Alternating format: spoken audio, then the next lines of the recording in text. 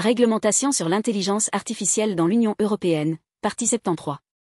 Les systèmes d'IA à haut risque devraient être conçus et développés de manière à ce que les personnes physiques puissent superviser leur fonctionnement et veiller à ce qu'ils soient utilisés comme prévu et à ce que leurs incidents soient pris en compte tout au long de leur cycle de vie.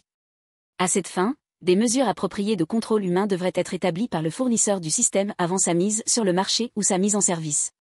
En particulier, le cas échéant, de telles mesures devraient garantir que le système est soumis à des contraintes opérationnelles intégrées qui ne peuvent pas être ignorées par le système lui-même, que le système répond aux ordres de l'opérateur humain et que les personnes physiques auxquelles le contrôle humain a été confié ont les compétences, la formation et l'autorité nécessaires pour s'acquitter de ce rôle.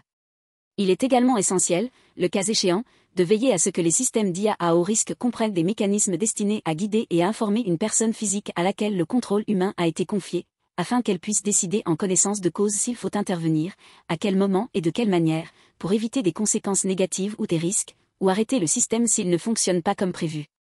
Compte tenu des conséquences importantes pour les personnes en cas d'erreur dans les correspondances établies par certains systèmes d'identification biométrique, il convient de prévoir pour ces systèmes une exigence de contrôle humain accrue, de manière qu'aucune mesure ou décision ne puisse être prise par le déployeur sur la base de l'identification obtenue par le système, à moins qu'elle n'ait été vérifiée et confirmée séparément par au moins 2 personnes physiques.